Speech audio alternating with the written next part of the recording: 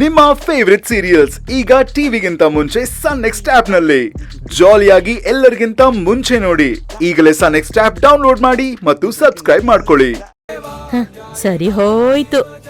ಬಡೂರ್ ಮಕ್ಕಳನ್ನೆಲ್ಲ ಅಪ್ಪ ಮಗಳು ದತ್ತು ತಗೋಬಿಡಿ. ನೋಡಿದ್ರ ಧರ್ಮೇಂದ್ರ ಅವರೇ, ನಿಮ್ಮೆದ್ರಿಗೆ ನಿಮ್ ಮಗಳು ನಾನ್ ಕೇಶವನ್ ಮಗಳು ಅಂತ ಹೇಳ್ತಾ ಇದ್ದಾಳೆ. ಸರಿಯಾಗಿ ಹೇಳಿದಾಳೆ. ಮಗಳೇ, ನಿನ್ನ ಬಗ್ಗೆ ನನಗೆ ಹೆಮ್ಮೆ ಅನಿಸ್ತಿದೆ. ಇದೇನು ನೀವು ಹೀಗೆ ಮಾತಾಡ್ತಾ ಇದ್ದೀರಾ? ಸಾಕು ಅಮ್ಮ. ಇದನ್ನ ನಿನ್ ಸೊಸೆಗೆ ಹೇಳು. ಎಲ್ರು ಮುಂದೇನು ಬಾಯಿಗೆ ಬಂದಾಗ ನನ್ನ ಹತ್ರ ಮಾತಾಡ್ತಾ ಇದ್ದಾಳೆ. ಏನೇ ಇದ್ರು ಆಮೇಲೆ ಮಾತಾಡೋಣ. ಆಮೇಲಲ್ಲ, ಈಗ್ಲೇ ಇತ್ಯರ್ಥ ಮಾಡ್ಬೇಕು.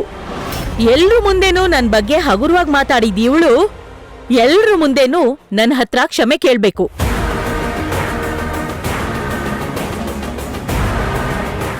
ಅಮ್ಮ ಹೇಳ್ತಿಲ್ವ ಅಜ್ಜಿ, ಆಮೇಲೆಲ್ಲ ಮಾತಾಡೋಣ ಅಂತ?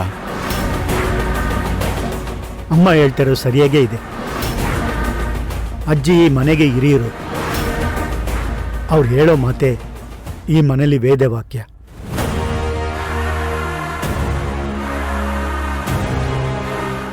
ಅಂಥದ್ರಲ್ಲಿ ಸರಿಸಮಾನವಾಗಿ ನಿಂತು ಏರ್ ಧ್ವನಿಯಲ್ಲಿ ಮಾತಾಡಿದ್ದು ತಪ್ಪು.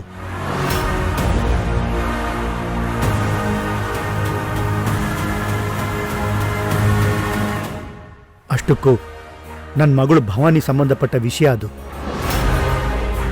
ಭೈರವಿ, ನೀನ್ ಮಾತಾಡೋ ಅವಶ್ಯಕತೆ ಇರಲಿಲ್ಲ.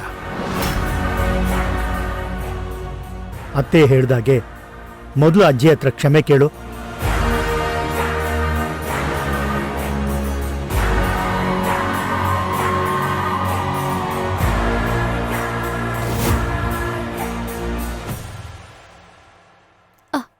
ನಾನು ಅವ್ರ ಹತ್ರ ಕ್ಷಮೆ ಕೇಳ್ತೀಯೋ ಇಲ್ವೋ?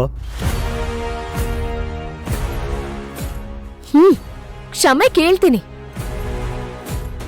ನಾನು ಚಿಕ್ಕವಳು, ತಪ್ಪು ಮಾಡಿದ್ದೀನಿ ಅಂತಾನೂ ಒಪ್ಕೋತೀನಿ. ಆದ್ರೆ ಇವರು ಈ ಮನೆ ಹಿರಿಯರಾಗಿ ನಿಮಗೆ ಅವಮಾನ ಮಾಡಿದ್ದು ಸರಿನಾ?